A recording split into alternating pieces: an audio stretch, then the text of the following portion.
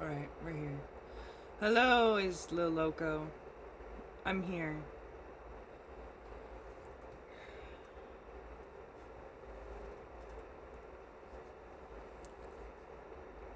Fighting back tears.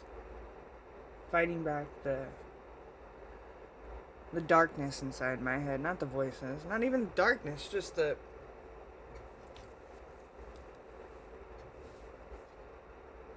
overwhelming thoughts of insecurity and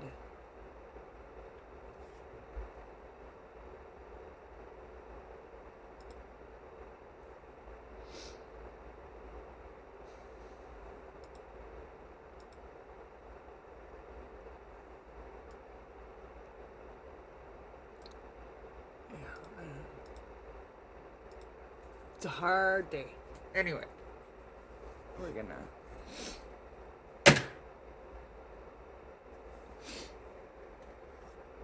start out with some scriptures. Let's try to pull ourselves out of the darkness, shall we? Pull ourselves out of this depressive state we're in. Today's the 8th. It says, love bangs the door. Life with me is not immunity from difficulties. Yeah, no kidding, right? But peace in difficulties. My guidance is often by shut doors. Love bangs as well as opens. Joy is the result of faithful trusting, acceptance of my will, when it seems not joyous. Oh, well, good morning, and thanks for being here for the sermon. Joy is the result of faithful trusting acceptance of my will, when it seems not joyous. St. Paul, my servant, learned this lesson of the banged doors when he said, our light affliction, which is but for a moment, worketh for us a far more exceeding and eternal weight of glory. Expect rebukes until this is learned. It is the only way. Joy is the daughter of calm. So when we find calm within ourselves and within life, we will find joy. Sometimes it's hard to do. Like, even when we're calm. I may appear calm. Let me tell you, right now there's so much chaos inside my head. I lose track of the good voices, and I lose track of who I am sometimes. Who I'm meant to be.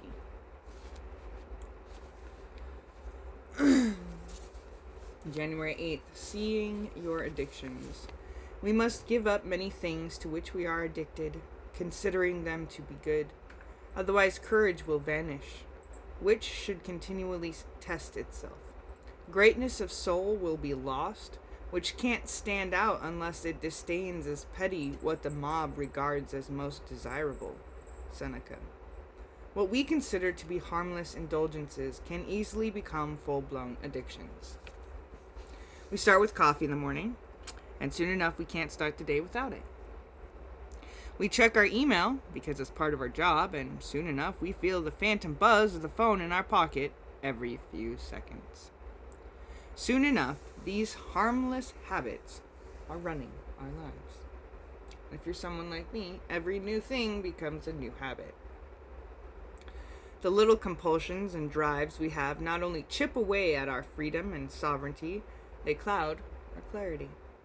We think we're in control, but are we really? As one addict put it, addiction is when we've lost the freedom to abstain. Let us reclaim that freedom. Let's read that again. Lost the freedom to abstain means you've lost the freedom to not do it. Can you wake up in the morning and not reach for a pack of cigarettes? Not reach for a coffee?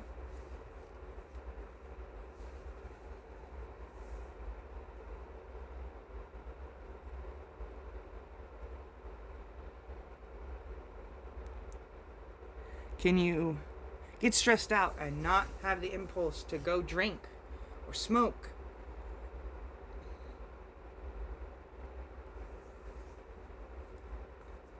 That's what that means.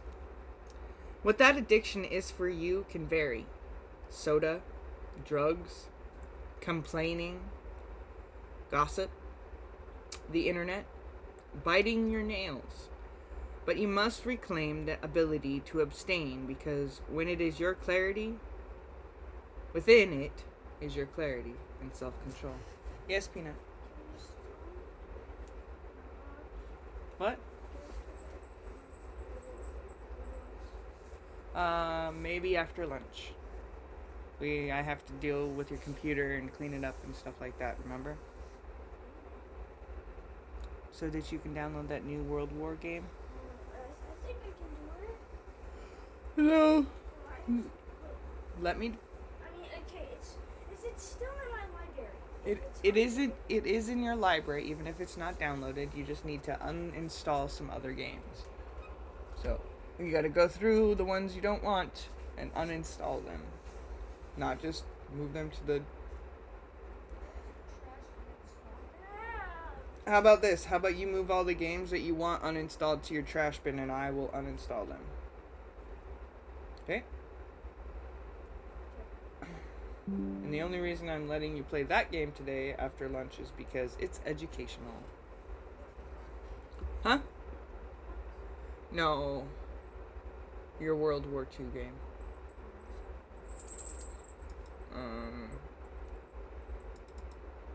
Hold on. Come here. Come here, I'll show you what it is. It's called Hell Let Loose. Are you streaming this? I'm streaming right now. Oh, but you don't. I'm streaming survey. I'm streaming my sermon this morning. We read those God calling books. We'll be back in just a moment to read something else, talking about to my kid right quick.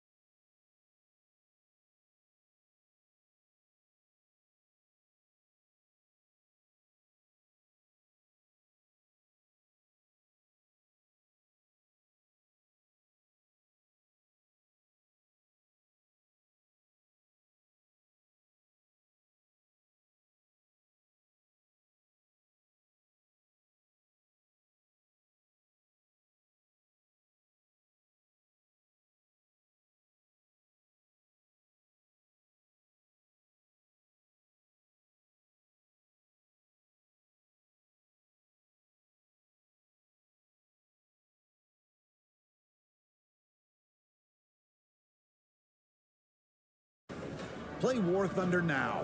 Join millions of players across the globe in massive battles on tanks, aircraft, and helicopters in the most extensive.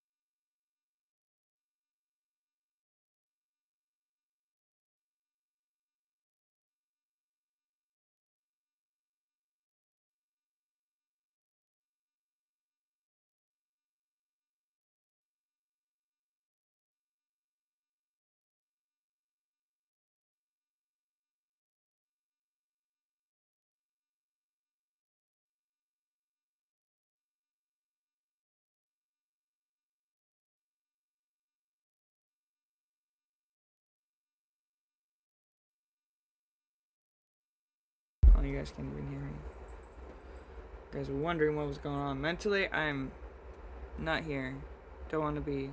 It's way closer, cooler, and prettier where my brain mentally wants to be. More peaceful. A Quran reading for the day. وإنه لذكر لك ولقومك وسوف تسألون.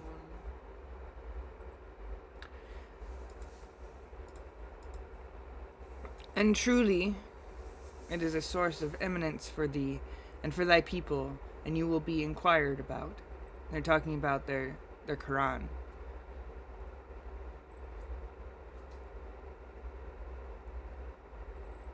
They're saying that the Quran, the Holy Prophet, and his followers will acquire great eminence and honor. Or the Quran is a source of great eminence for thee and thy people, for the Prophet and the people. And the Prophet will be inquired about. Same with the Bible. It truly is a source of great knowledge and wisdom for God, for Christ, and for the people. And God will be asked questions about just different prophets. They don't see, here's the thing about Muslims. They didn't worship Muhammad. Muhammad is a prophet. Jesus is also a prophet in that book. But they don't worship the prophets. They worship Allah. They worship God.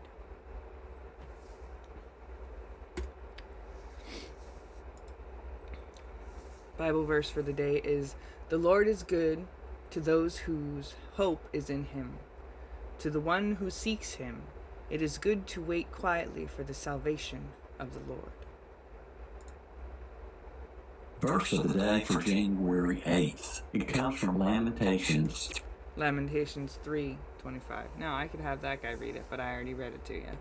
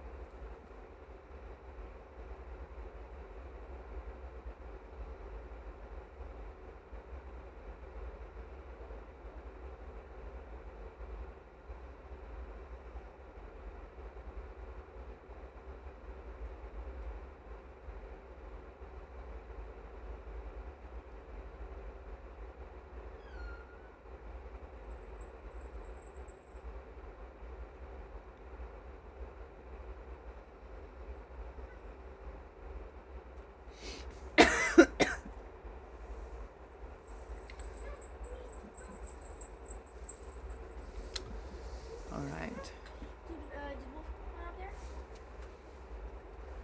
Wolf? No. Or who? Huh? Who?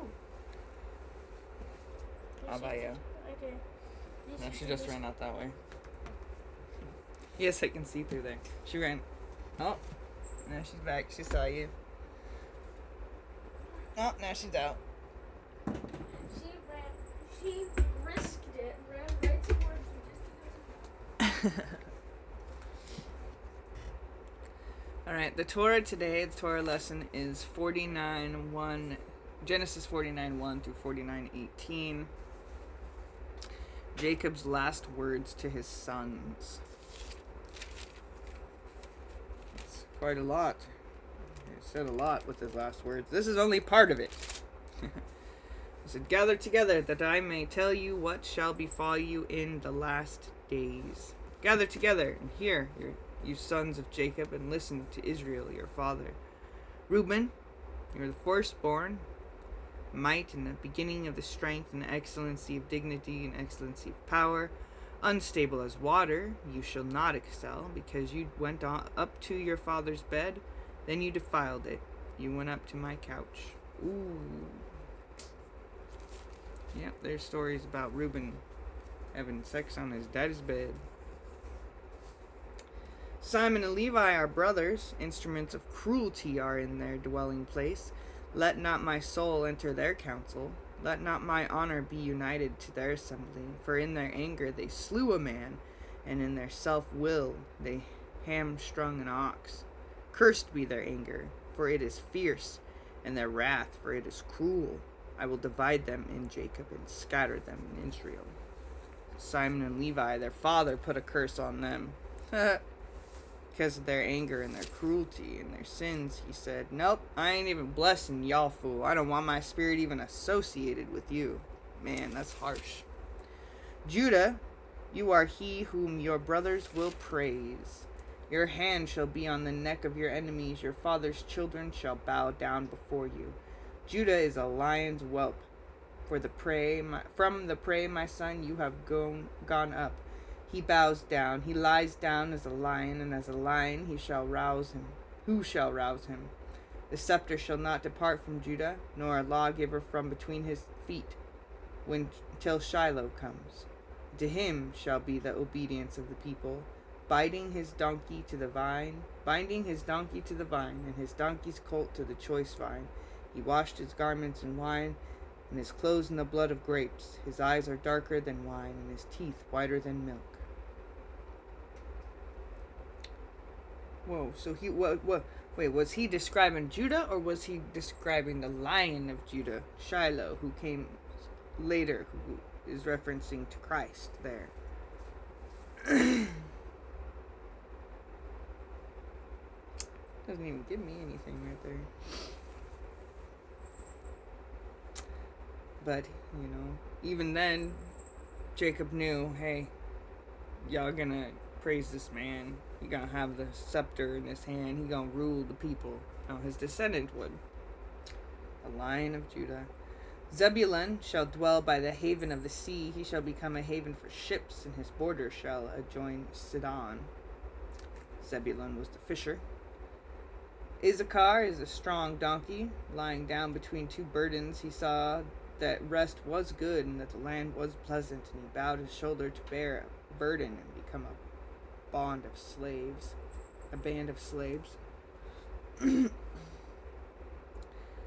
Dan shall judge the people. Gad shall be troops. Bread from Asher. Naphtali is a deer. Joseph is a bountiful boy by a well.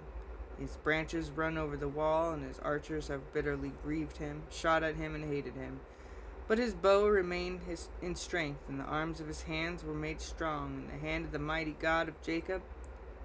From there is the shepherd, the stone of Israel. By the God of your father, who will help you, and by the Almighty, who will bless you, with blessings of heaven above, blessings of the deep that lies beneath, blessings of the beasts in the womb, blessings of the breasts and of the womb, and the blessings of your father have excelled the blessing of my ancestors. Upon to the utmost bound of the everlasting hills, they shall be on the head of Joseph, and on the crown of the head of him who was separated from his brothers. And Benjamin is a ravenous wolf, the youngest of them all, and in the morning he shall devour the prey. Oh, I read his whole thing. Instead of only reading to 18. Only till 18 it just talks about Dan and the other brothers. Only one of which was blessed. The rest of them seem pretty well cursed. And then we have Psalms 44 through 48.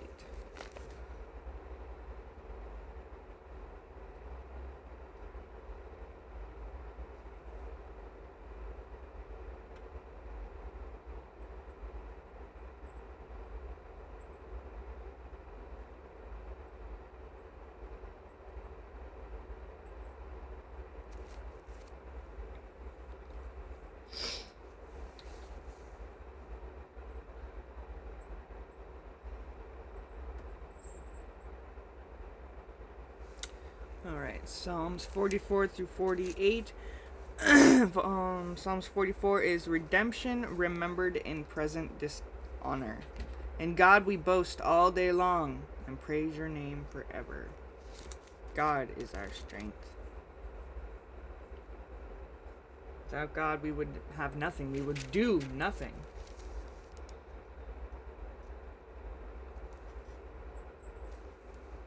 "45 is the glories of the Messiah and his bride.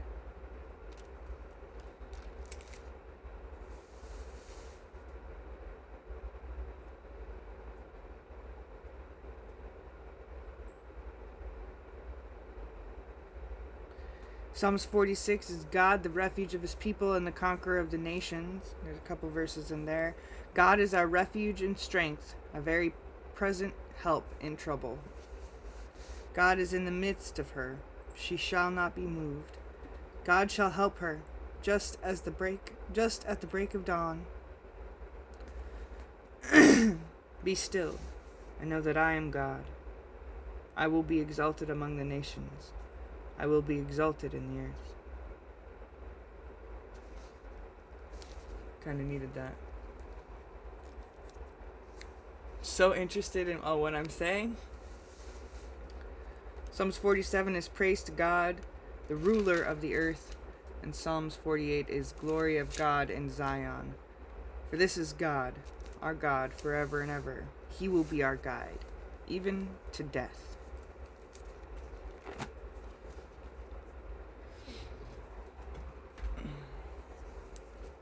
Those are the Torah readings for the day. Next we have the Bhagavad Gita.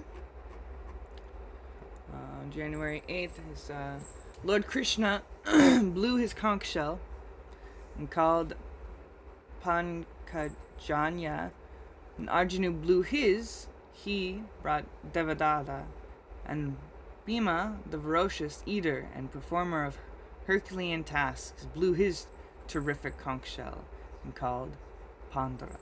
So they're all calling these entities with their conch shells.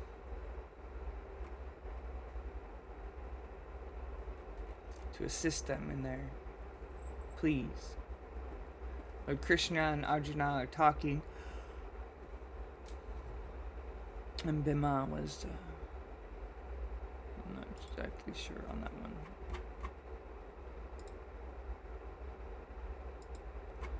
Chapter 3? No, we are in chapter 4 of the Kabbalah.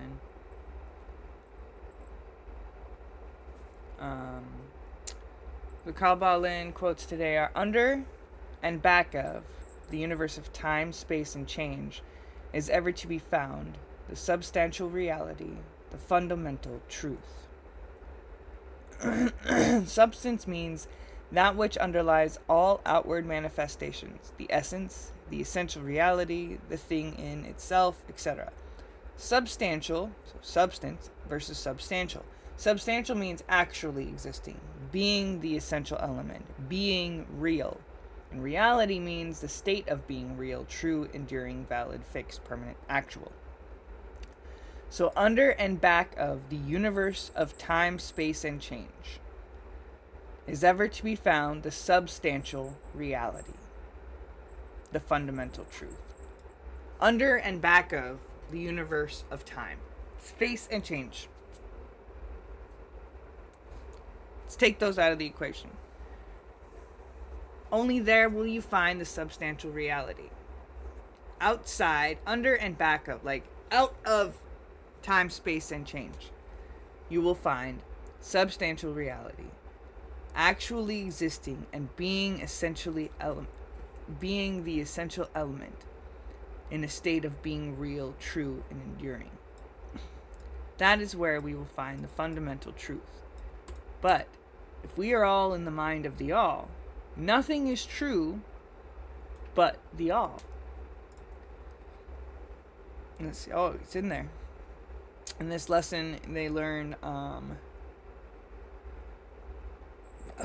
the following: the example of some of the world's greatest thinkers, both ancient and modern, the Hermetic masters, have called this underlying power, this substantial reality, by the Hermetics' name of the All, which term we consider the most comprehensive of many terms applied by man to that which transcends names and terms, meaning God is the All. It transcends names and words. Like, we have all these different names for God, But it transcends them all. It goes beyond that. That which is the fundamental truth, the substantial reality, is beyond true naming, but the wise men call it the all. In its essence, the all is unknowable. Who can know the mind of God? Truly know the full mind of God? I know personally for me,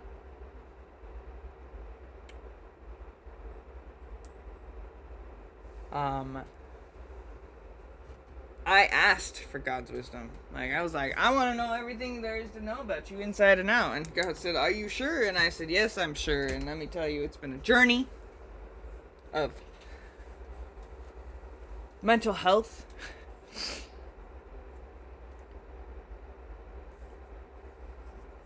illness,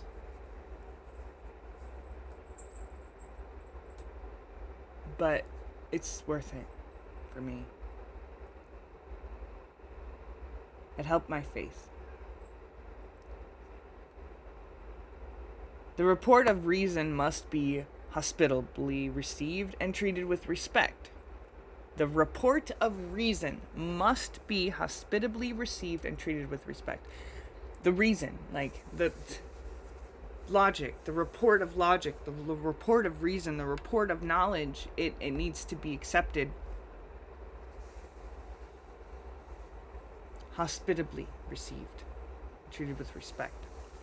The human reason, whose reports we must accept so long as we think at all, informs us as follows regarding the all, and that without attempting to remove the veil of the unknowable, the all must be all that really is.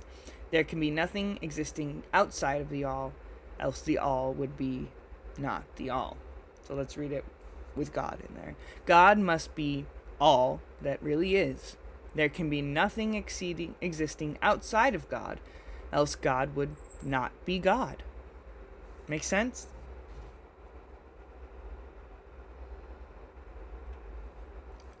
The all must be infinite.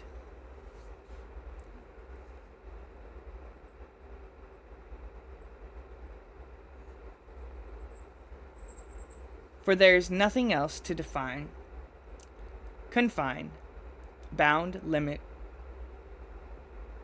or restrict. Sorry, doing multiple things at once here. Or restrict the all. Let me do what that's God.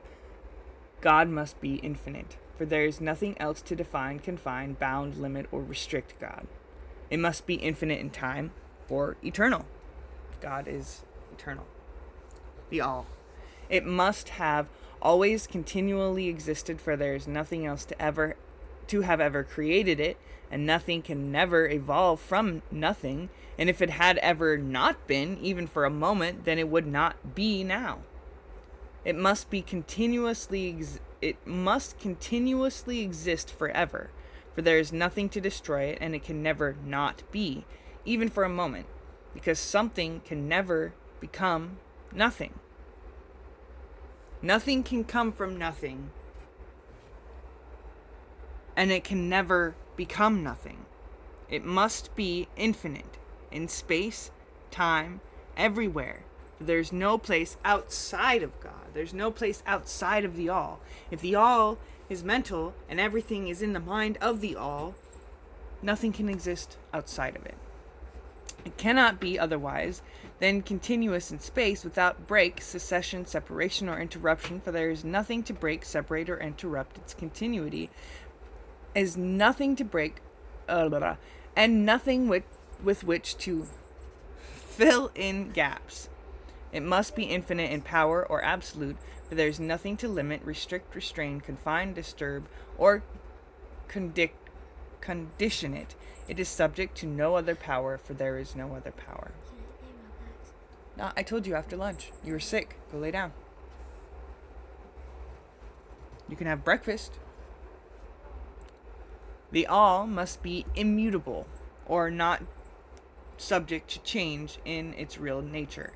God must be unchangeable. Okay, thank you. For there is nothing to work changes upon it, nothing into which it can change, not from which it could have changed or will change. It cannot be added nor subtracted from, increased nor diminished, nor become greater or lesser in any respect whatsoever. It must have always been and must always remain just what it is now, the All, or God. There has never been, is not now, and never will be anything else into which it can change. Christians say it. God is the same yesterday, today, and tomorrow. The All is the same yesterday, today, and tomorrow. It will always be the same. It will never change. It will morph and grow and flow and because it is. It's ever changing. The All is infinite living mind. The illumined call it spirit. And in the Bible even, it says the Spirit of God was above the void. The Spirit of God was in the void, above the waters. It says, in the beginning, God created the heavens and the earth was without form and void, and darkness was on the face of the deep, and the Spirit of God was hovering over the faces of the waters. The Spirit of God was in the darkness. Why is everybody afraid of the dark? Well, because the demons. Horseshit! God was there before they ever existed. The All was there before it ever existed. Everything that ever existed came from God. Came from the All. The mind of the All. What is there then higher than matter or energy that we know to be existent in the universe? Life and mind. Life and mind in all their varying degrees of unfoldment. It's like a kaleidoscope, ever folding in on itself and folding out on itself and ever changing and flowing. What I like to see is God, when we get to heaven, we're not going to see some human being, we're not going to see some person that we think we know. God is this ever-changing, morphing, flowing, fluid fire. Light to darkness and back again.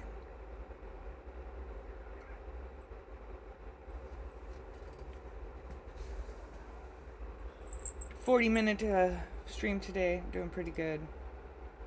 Got passionate there. Kind of pulled myself out of the funk, though. I just won a game today, and that's not going to happen. I need to clean my house. I need to pull myself out of the depression that I'm spiraling into. But that happens. Every time I become focused on spreading the word of God and the message that God has to deliver through me, the devil tries to kick me down. Say, why bother? Well, why bother? Because there are people who listen, and there are people who need it. And even if it's getting me down, like, inside, like, why am I, like Moses said, Lord, I stutter. I can't even talk. And God said, I will talk through you. I will use you. And that's my biggest prayers. God, just use me. So I'm coming on here and letting you know that I'm not perfect. I cry myself to sleep sometimes, just worrying that I am screwing everything up. Woke up this morning wanting to cry. I got tears in my eyes right now, trying not to fall. But, we gotta enjoy the little things and, laugh at those internal jokes.